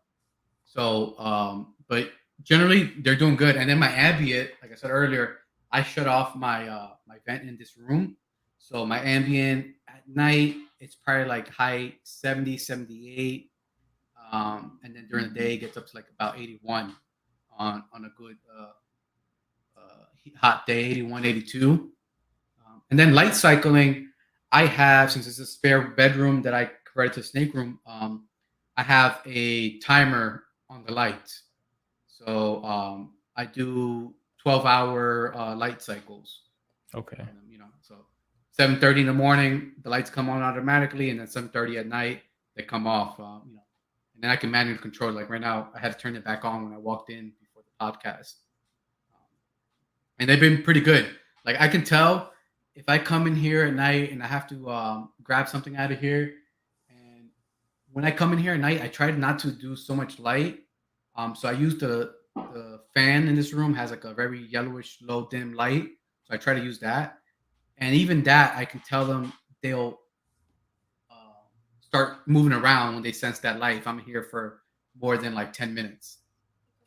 Yeah.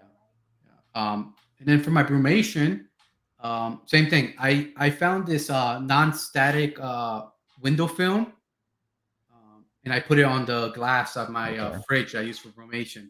I have that on my YouTube video, brumation YouTube video. And I've been thinking about lately, because there is a Windows room, about using that same static film and putting it on my window where it's 100% just the light in this room, light cycling. Which I think I'm probably going to do it because, trying to keep more control of the light cycle. I think it is important, trying to mimic that, longer days during the spring and summer, and then shorter days getting to the winter. Even though they're in brumation during winter, maybe start light cycling like shorter days as winter comes into play and stuff like that. Maybe get them more used to or getting their body more ready for winter and brumation.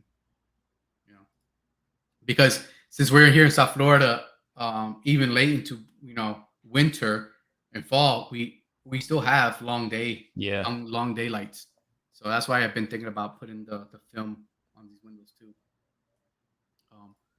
Eric said, Asian shops, and Billy said local butcher shops. TMB, Nick, the TMB says between 80 and 83, and lights are on for 15 hours a day. Okay. Man, that's yeah, I do 12, so that's interesting. The 15 hours. Yeah, I find a lot of people do kind of the lower 80s, mid 80s. Some people even do like 90s. I don't go that high. When I first started, I did, but I kind of dropped it down, and I didn't notice any difference. They still poop regularly, still act normal. So I don't think they need to be so hot. And then I was so nervous about my breeding males being too hot and, like you say, and ruining their sperm. So I just dropped everybody down to the low 80s, and everybody's doing fine. Yeah, for sure. That's what I'm saying, man. Like I'm feeding, I feed my females in intervals, especially more smaller males more often now they're in breeding. So, especially when I'm separated from the males, they'll give them a couple days, feed them, let them digest. And they're digesting pretty good, passing the food, and, no regurges and any of that stuff. So I think we're getting to that point where we're understanding that we don't need to have high temperatures. And it's crazy you say that, because we're talking about this because I saw a ball python podcast, and they mentioned it too, that they are realizing that they don't need to have those high temperatures that they've been holding before.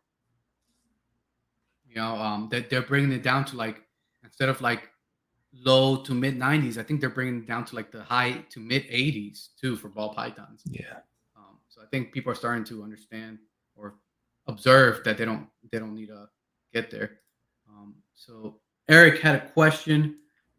For my daughter Leilani, what morph and combos are you most interested in? And what would you like to produce? So I think the morph Speak that up a little high. so the morph that I'm most interested in is a lavender. I really like the purplish color it gives a snake because when I do look at some other morphs too, they're more like brownish yellows sometimes too. So it just shocked me when I saw that a snake could be purple in the wild too, because not many snakes are other colors other than their natural habitats. Yeah. Yeah. So that going to there is like you like lavender so much that last year she bought a snake from where her own money and saved up and stuff like that because she wanted to get a lavender, but lavenders are, especially last year, pretty expensive, and trying to find a visual lavender, and I think with her trying to, she's into animals. She wants to be a vet when she gets older. So starting her early and being able to her produce her own projects, I told her, let's get you a het lavender. What did you get last year? So I got a baby, and she was het lavender, het albino, purple, and yellow line, And Conda. and conda. Yeah. Yeah. Can I get it? You want to show her off? Yeah. Yeah. She always wants to show.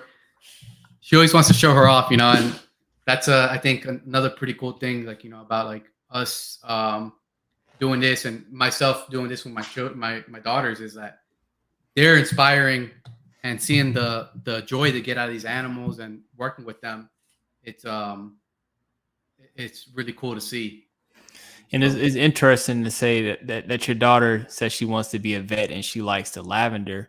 She's probably seen a video on Snake Discovery where they interviewed Tom Harbin at the Tinley Reptile Expo. He's a veterinarian. He breeds hognose snakes, and he actually I guess saved the first lavender. I guess it had issues, and that was one of his patients. Like the guy took that lavender hognose to him with him being a vet, and he got it going, and he kind of, I guess you can say, saved that morph, and he's kind of one of the reasons why we have a lavender morph. Oh, that's, man, I haven't heard that Yeah, if you watch their most recent video at Tinley, they interview him. I watched that video. Does he mention it there? I might have been. Yeah. Okay, I gotta rewatch it then. I think I was doing something while I was watching. It wasn't fully paying attention. So you show them off right here. There you go. So let me see if I can. It's autofocusing in the background. Hold on. Let me see if I can get it to focus on the forward.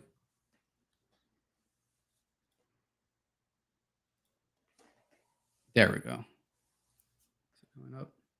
Yeah, so she's really, really nice. She's got those really nice conda. Yeah. She like you said, like she has got a yellowish color to her background. Beautiful. Yeah. So she's excited to be able to produce those lavenders, and so she got that. She bought it from Esma last year.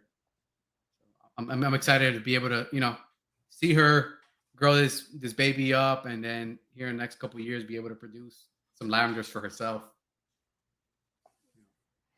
Hopefully, the lavender pairing we have locked.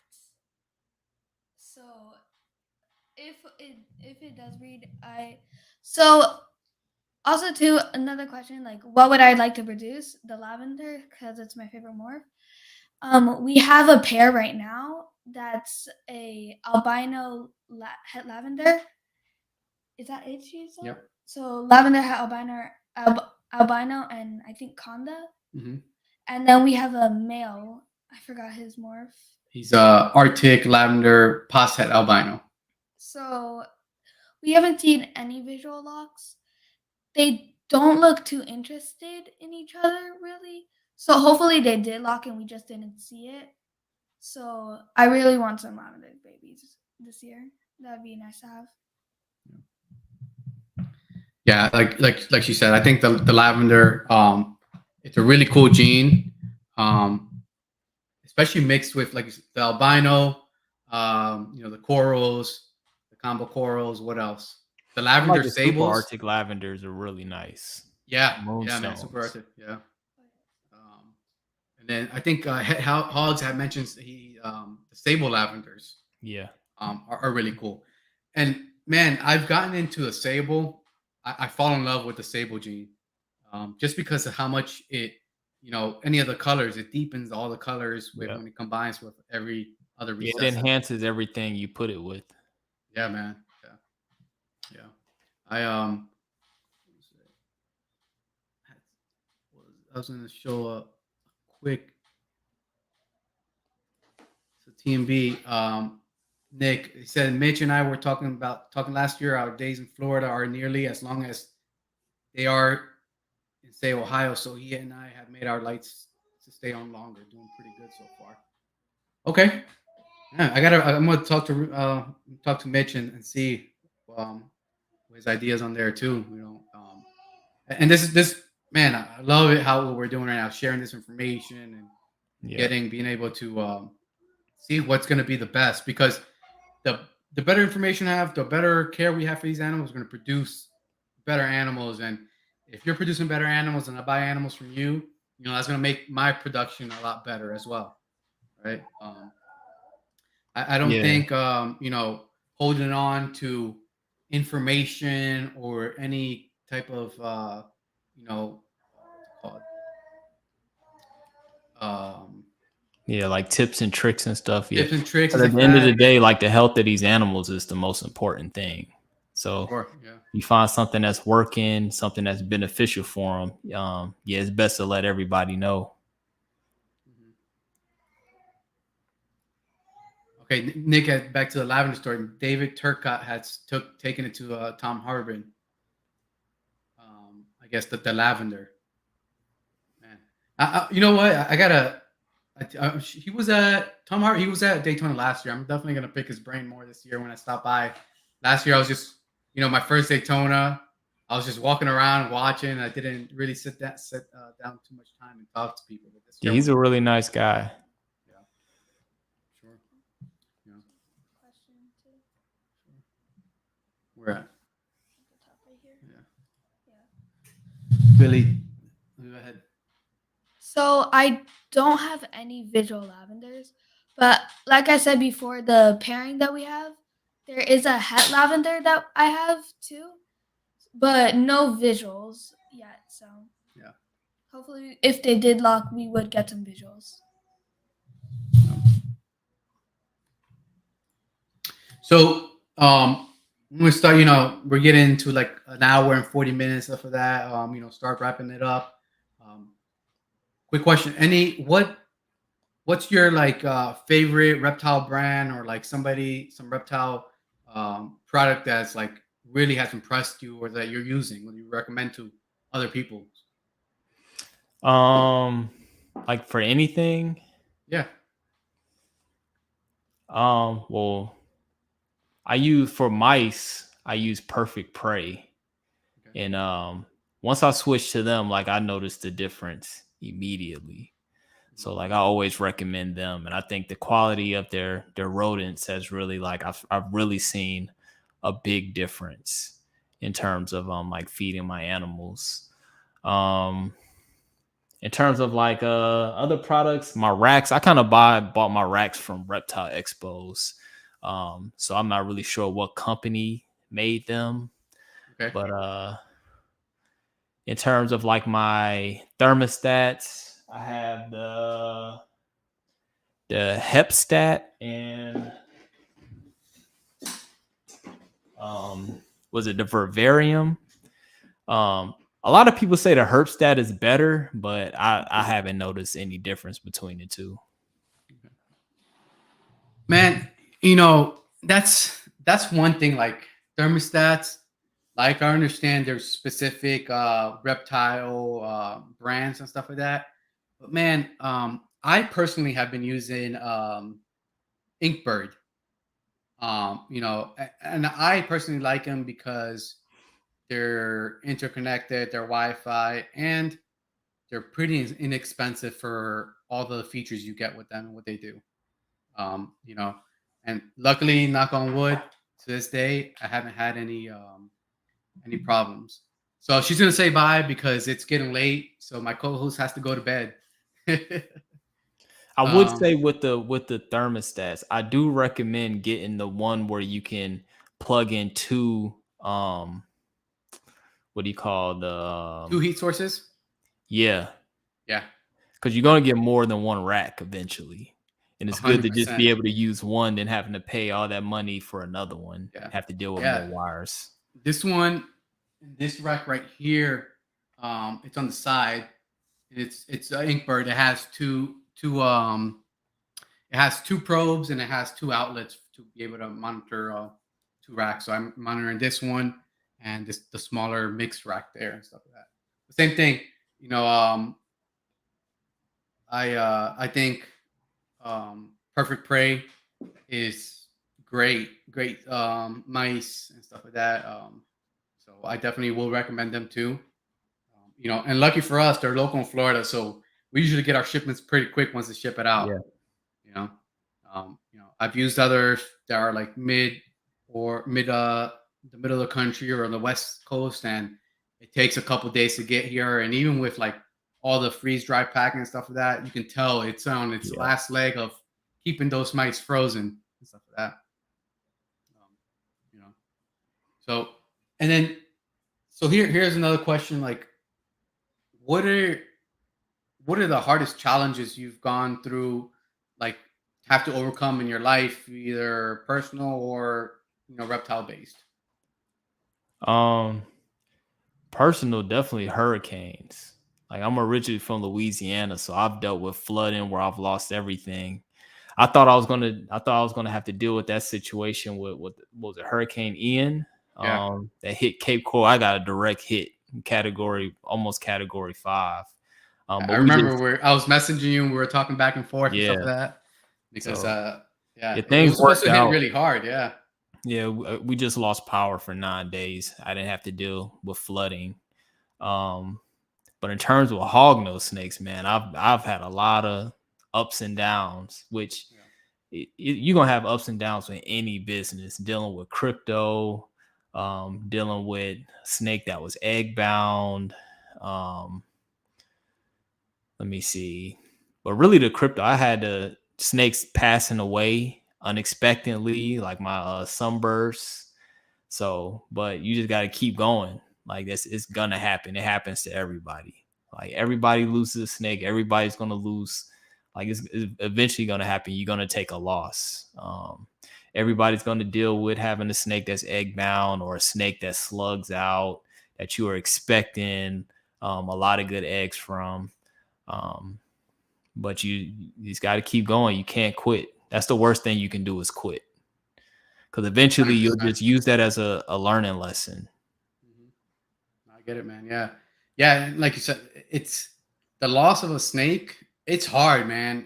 Luckily I haven't had any yet, and but I understand that eventually, either from age, breeding complications which can happen. Egg bound Mhm. females, maybe males, getting infections after breeding and stuff like that. If you don't, if, sometimes you don't catch it and it's too far gone and stuff like that. You have to come to terms that it is a possibility and it's eventually going to happen to you, right? Um, you know, and then I think another thing too, crypto, it's a big thing for us in the hognose community because it is at least right now is not curable, right? At least from what we've seen. Yeah. But I think, well, there's this podcast called Lubrid and Clubroid Radio. Um, and they had I forget her name. She's a lady from here from Florida. She's done corn snakes and stuff like that.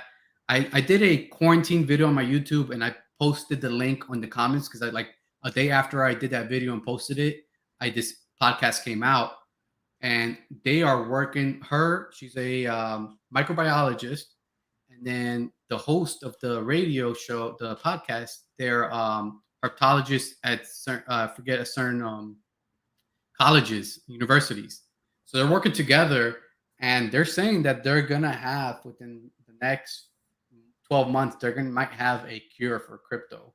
Wow, that's big. Yeah, yeah. So it's really interesting. And when I heard that, I was like, oh man, that's a game changer, right? Yeah. Because you know it's it can kill your snake. It can. There's snakes that can live with it and be perfectly fine and maybe never show symptoms. But there's snakes that can kill your some that can kill them. Um, you know. Okay, here, Nick, her name Jen Archer. So yeah, Jen Archer. She's pretty good. I actually, want to reach out to her and try to have her on the podcast and dive deep into like what she's researching. I'm gonna have to listen to that podcast because I've done a lot of research on crypto, read a lot of studies. Yeah. I've even reached out to some like veterinarians. I didn't get a response because there's a guy in Florida, Central Florida, that's been doing a lot of research on crypto. Okay. The thing I've talked to Jeff about it is most of the money in terms of crypto is for other animals like livestock and stuff like that. It's not a lot of funding in terms of reptiles and doing research on reptiles. Yeah. So I know crypto. I mean, humans can catch crypto. Yeah. Livestock veterinarians stuff like that, they catch it a lot when they're dealing with like livestock and stuff like that from cows and different things. Same thing. I've done some research and stuff. So cows have it. Mice can carry it too. So we're such an unknown right now where like it's hard to pinpoint where it's coming from, how it's getting spread. But Jen Archer, she did do. She spoke on that podcast. She did do a couple what's it called experiments on exposing. I think if I'm not wrong, you guys have to go listen to this podcast. Exposing snakes that didn't have crypto and snakes that did have crypto with each other, and then they didn't catch. Some did and some didn't. And she was like cohabiting them and stuff like that. And she was dealing with different type of colubrids. So it's very interesting to see actually somebody taking a leap into trying to research this virus. This is a virus, and I think that's why it's so hard to cure it and stuff like that. Because viruses are a lot harder to cure than bacteria infections and stuff like that. Yeah, that'll definitely be a game changer. Yeah, it will, man. It would.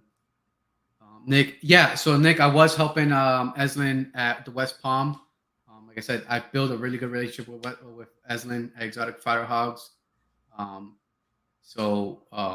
I've helped him a couple local shows, and I'm gonna, as we were talking before, I'm gonna help him out in Daytona too. He's got a couple tables, and if I have Hognoses are ready to sell by then, I'm probably gonna bring them up and have him at his table while I'm helping him and stuff like that.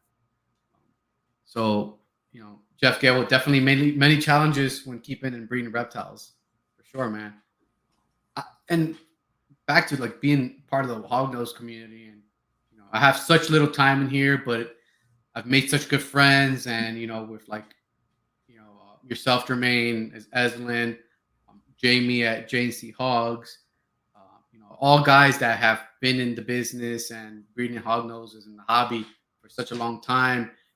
Jeff Galewood being able to buy snakes from him and pick his brain through the interactions we've had and all that stuff.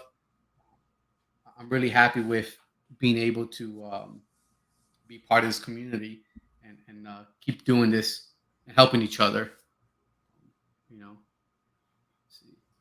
So Jeff Galewood, that's another thing too. He's very knowledgeable. Jeff, he's very knowledgeable about hognoses and the breeding, keeping, and crypto and stuff like that has to do with the hognoses. He's been definitely Jeff has a lot of experience with crypto from dealing with leopard geckos. Yeah, I always forget he does leopard geckos. Yeah.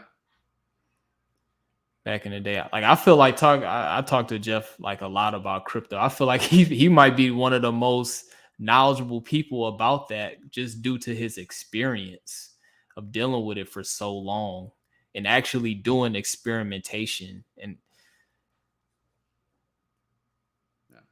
You know, so I guess what he had put up was the mammalian species of crypto, and I guess and this I've heard mixed information from vets and from people in the reptile industry, where supposedly there's two different type of reptile crypto.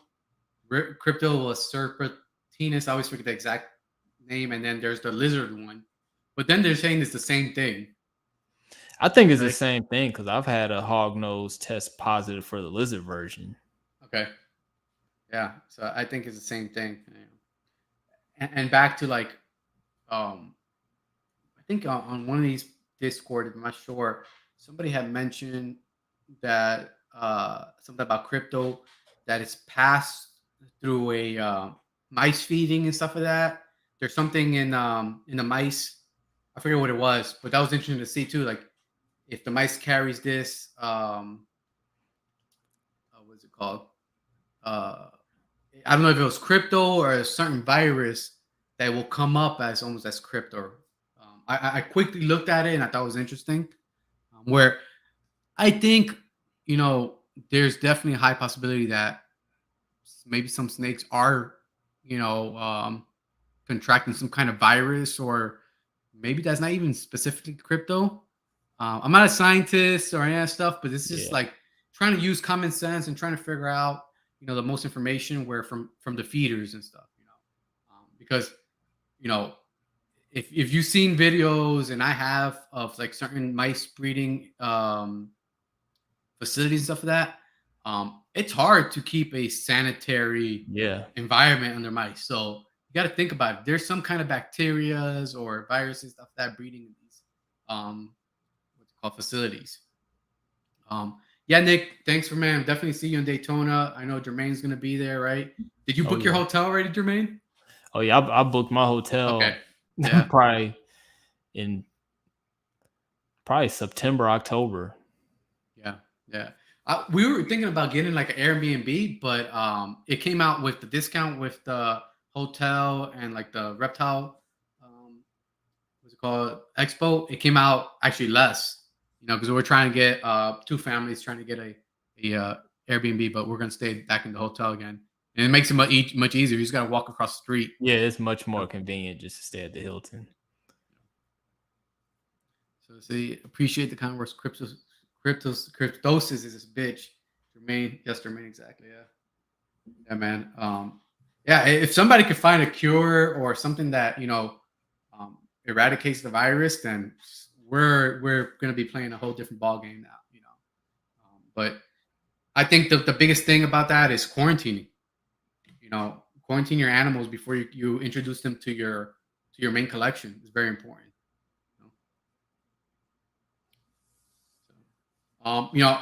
We're about at the 2 hour mark, so we're gonna definitely get this stuff wrapping up. I wanted to ask you a couple more questions, and so back to the success stuff.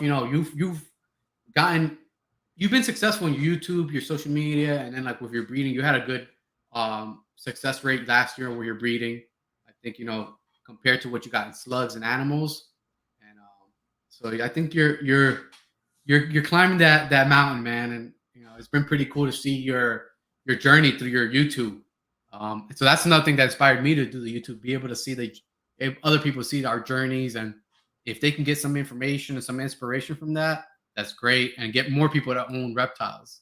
Yeah. It's going to definitely help us expand the hobby and fight against any legislations or any laws coming down trying to restrict reptile keeping or exotic animal keeping. So like, where do you see yourself in 5 years? Do you have you thought about like a 5 year plan, or like, you know? Well, initially when I got into hognose snakes, I made a 5-year plan. I told myself like, no matter what, I'm sticking to this for 5 years.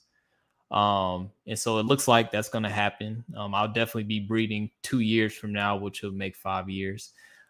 And I definitely want to continue with hognose snakes. I think one of the big changes I'm going to make, I'm going to transition to just dealing with more high end morphs. Because going into it, when I first was like planning on breeding, I was like, I want to have some lower end stuff, some mid range stuff, and maybe a few high end stuff. Because I'm like, people are not going to spend all this money on these expensive snakes. But I find it like less and less people want just a normal hognose. People want the stuff that's like double visuals or 2 and 3 heads with Arctic conda in it. Like, they want the expensive stuff, which I get. Like, that's the type of stuff that I like as well. But I was just surprised now that I sell my snakes and stuff and people inquire about different morphs, that people that are like brand new in the hognose snakes, they want to jump right into the expensive stuff.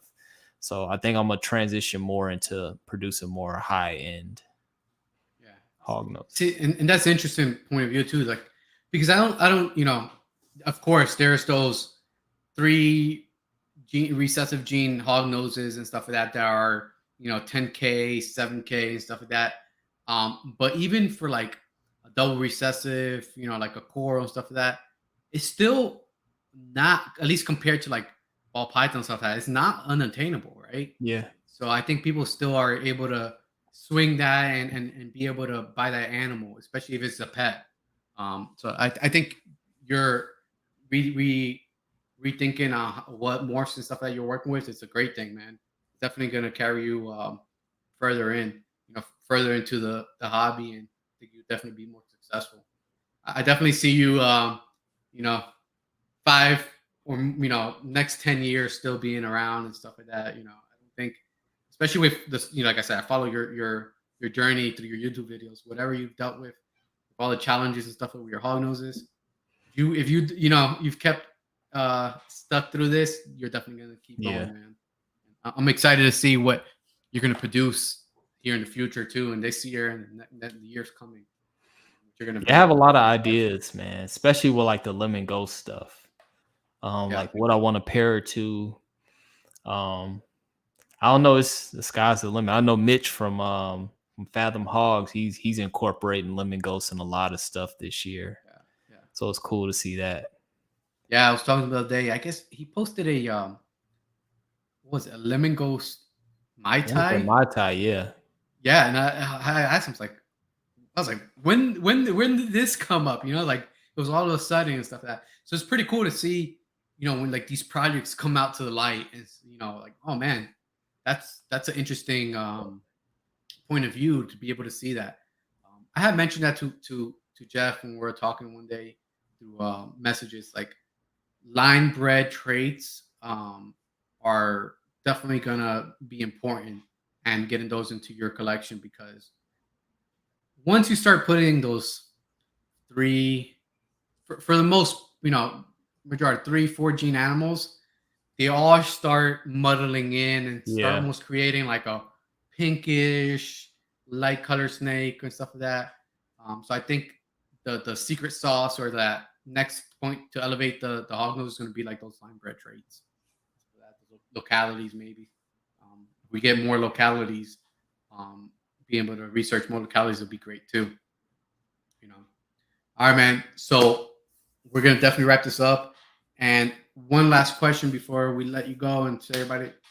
All right, man. If you had the attention of the whole world for 5 minutes, what would you say? Man, that's a good question. I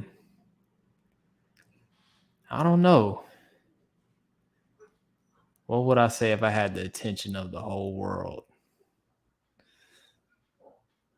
Maybe treat others how you feel they want to be treated. I feel like, or I don't know, something with like respect or something like that. Or here's another thing: mind your business. That's a good one.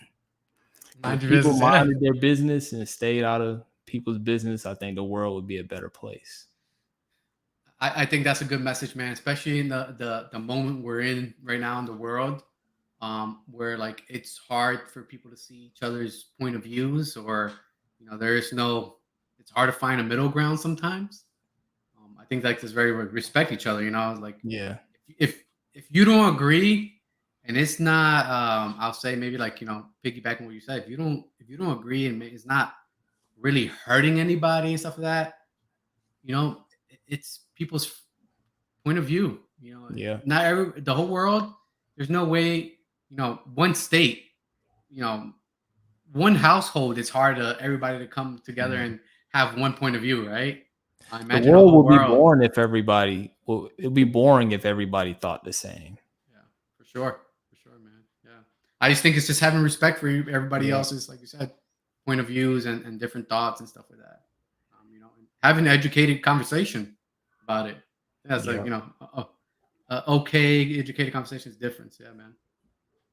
Well, Germaine, thanks for answering that question. I know that's a hard one because you think Yeah. about it, it's like, man, the whole world for 5 minutes. We've talked already for 2 hours. 5 minutes is not much. So trying to get a point, you're pointing out in 5 minutes. It's very, you really got to think about it. Yeah, man. But thank you for coming on to the podcast. It was a pleasure, man.